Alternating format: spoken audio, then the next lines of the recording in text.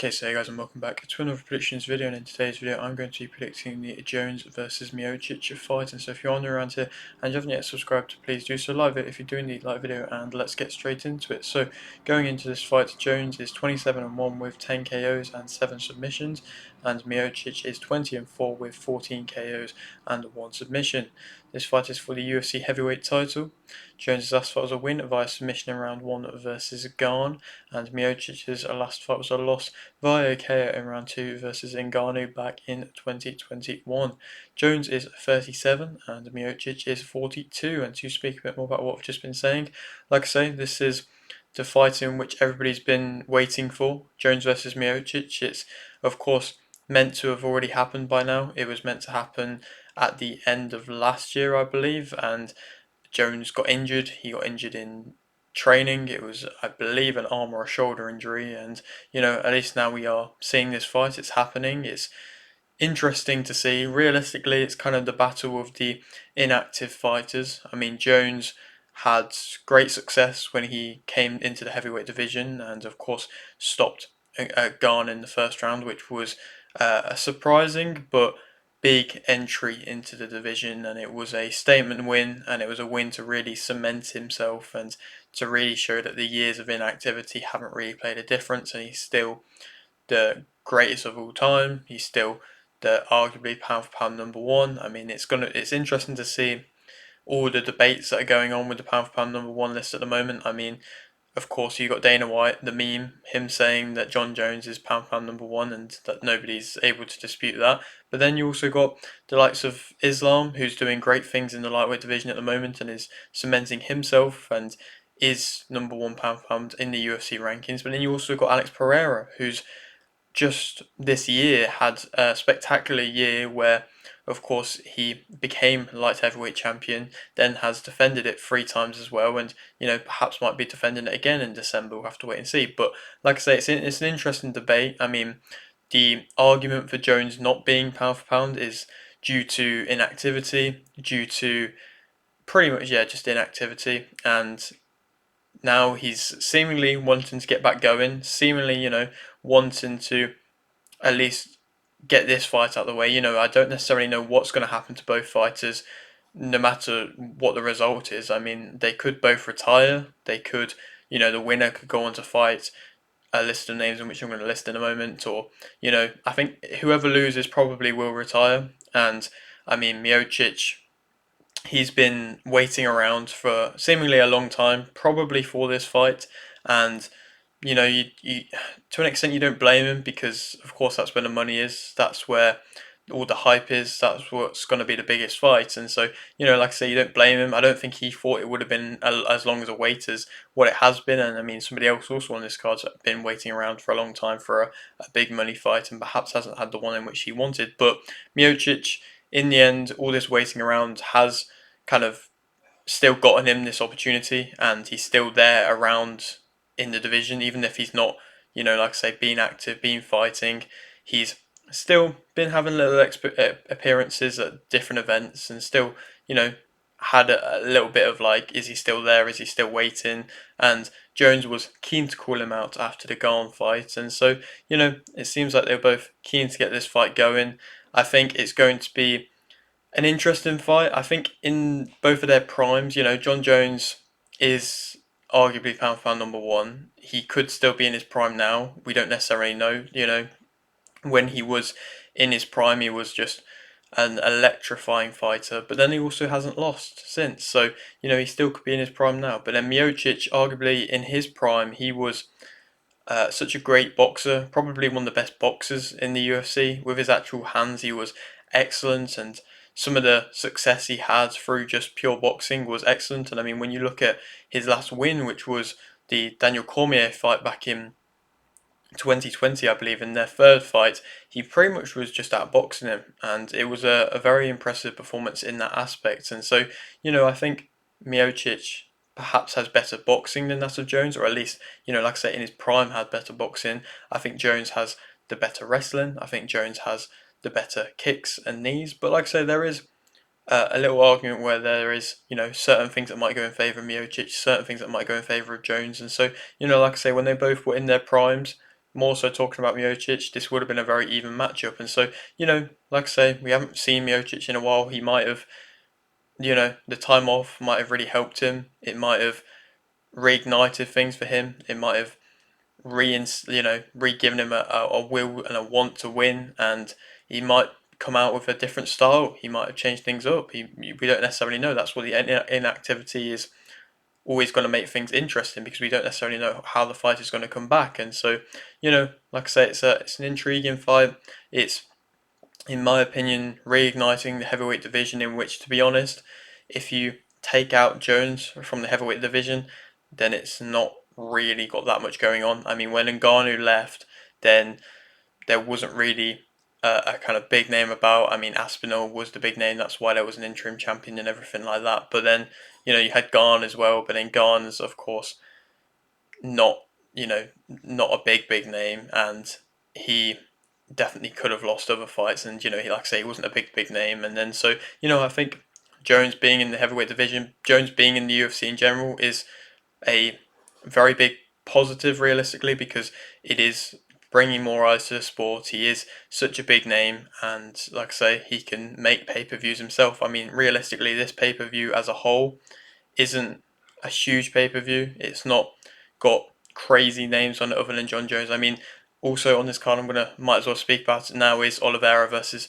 Chandler 2. It's a fight in which, like I say, another fighter who's been waiting around for their opportunity in Chandler and hasn't had, of course, the opportunity given to him to fight McGregor, and he's, as a result, had 2 years out seemingly waiting around. He's gone through the Ultimate Fighter and gone through various different things to be able to try and make the weight, and then get things ready to fight McGregor. And now obviously it's not happened. Now we've got this Oliveira rematch, which I think is an interesting rematch. I mean, Oliveira's coming off that loss versus Sarukian, which was realistically a very close loss. It was one of them fights where if it goes into the 5 round distance, well, if it was a 5 round fight, then it probably and possibly could have been a bit different. And like I say, it was a close fight where Oliveira had success with takedowns, had success with submission attempts, was very close to getting Sarukian out. Even in the first round, Sarukian did excellent to be able to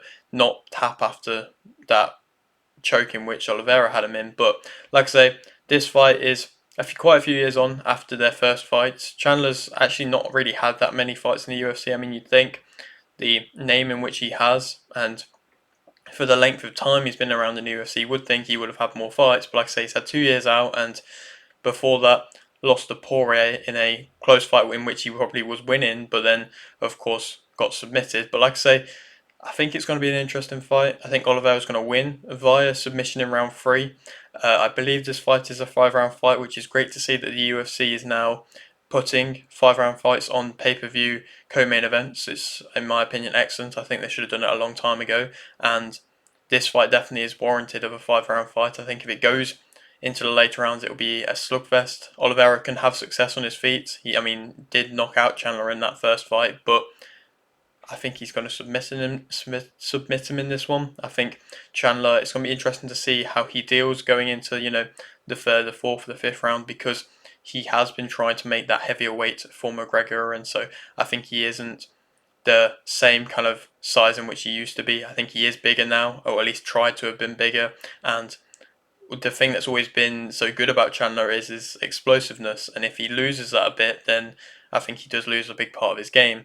I think Oliveira is still a very high level grappler, submission artist, and I don't think that's necessarily going to change. I just don't think he's been matched against fighters in which are going to willingly give opportunities for him to be able to get submissions as of recent. Like I say, that's Sarukian was very close to getting submitted, but just wasn't quite, and did very well defensive wise to not get submitted from him. But I don't think Chandler's that skilled anymore, or is able to keep him off like that anymore. And so yeah, I think also the fact that he got submitted versus Poirier, who is a much lesser submission artist. I mean, Oliveira, I believe, did beat Poirier by submission. So, various things like that. I think Oliveira is going to win via submission in round 3, like I mentioned.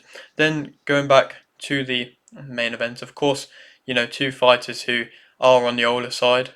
So what I'm saying here about the attributes and things like that, things might have changed. I'm not just speaking about last performances. I'm speaking about last couple of performances. Like I said, also with inactivity, things would have changed from their style as well. Like I mentioned with Miocic, he might have completely changed his style. But just to speak about them individually as fighters, Jones as a fighter, he has that power in his takedowns. He's typically good at keeping you down. I mean, against Reyes, when he fought Reyes back in 2020, he wasn't really able to keep him down and perhaps looked like he was struggling a little bit with him and containing him. But Reyes did very well in that fight. I think it was just in general an off night for Jones, but typically he has that power in his takedowns. I think at heavyweight he's looking a lot more stronger, a lot more powerful, like I say, in them takedowns and being able to keep you down, and he was able to do that very well versus Garn.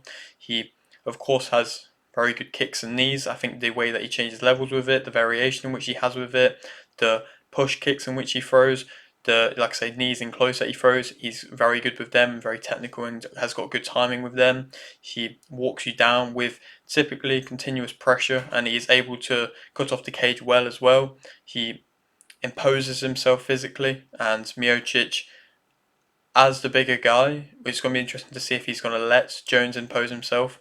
He's got good takedown timing. I think he could possibly take Miocic down. He's composed.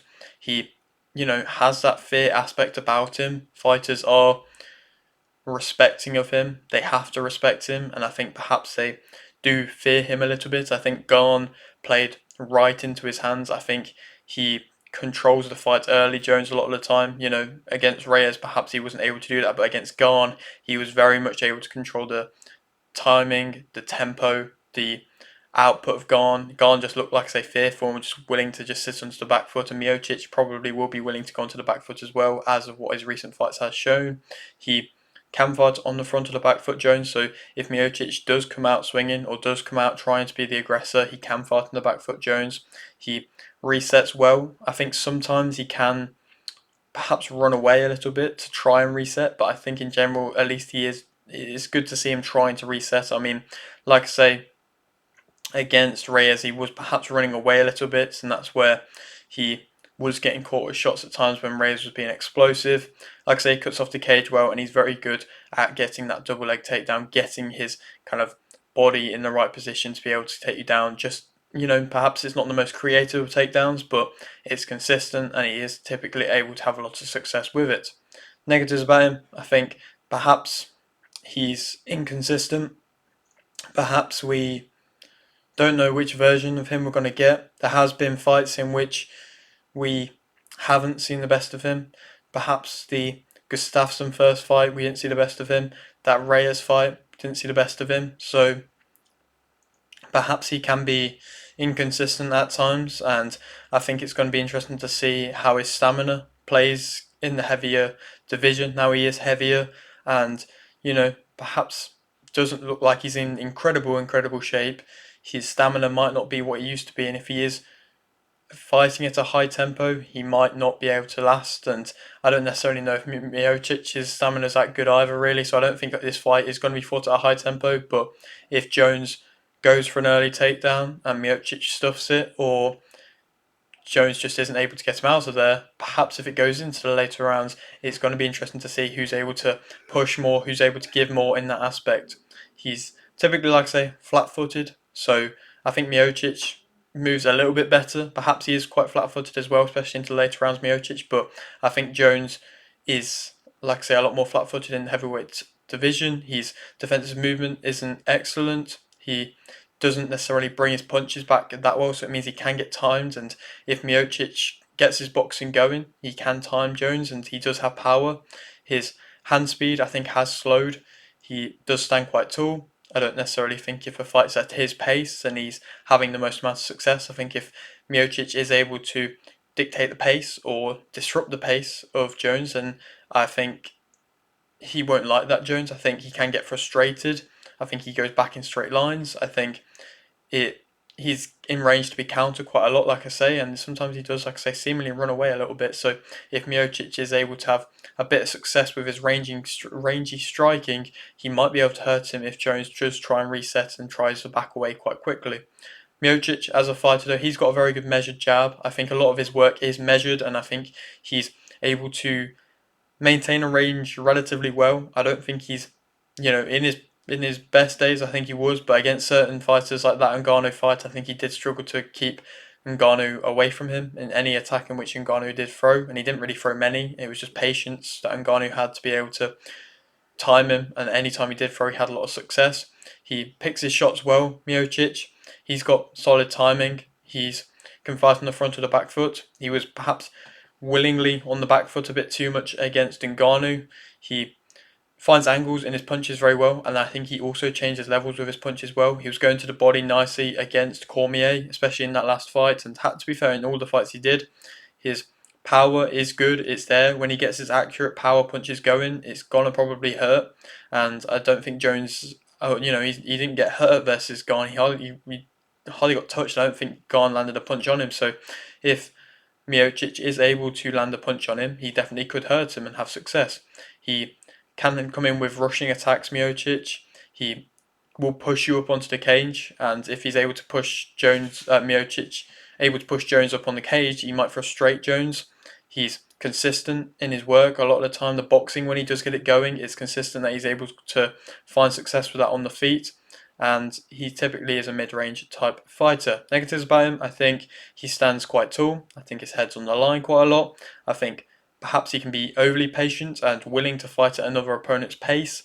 He doesn't necessarily have the most amount of success getting you down with takedowns. I mean, even in that last fight versus versus Cormier, I think it was like 6 or 7 takedowns in which Miocic went for, and I don't think he got any of them. So I think he's not that strong at getting you down, and Jones is probably going to be able to have fun with that. He does sit at range a bit. He doesn't necessarily always try and disrupt the flow, and like I say, I feel like you need to do that versus Jones, and typically he's not really too good at doing that in my opinion. He wants to fight at a slower pace, which I think will favour Jones. He's been hurt bad. Of course, he's coming off a bad knockout versus Ngannou. Even then, he was knocked out versus Cormier in the first fight. He was hurt in the third fight versus Cormier. So he has been hurt bad multiple times. He can take a shot, but like I say, he has been hurt multiple times. I think he's got limited kicks, and his striking variety outside of his boxing is limited. I don't think his striking in close exchanges is anything excellent. I think he can slow down. I think he is there to be taken down, and that's also because he squares up quite close in front of you, so he is definitely there to be timed for a takedown. Jones is the favourite for this fight, and I think that Jones will win via KO in round 2.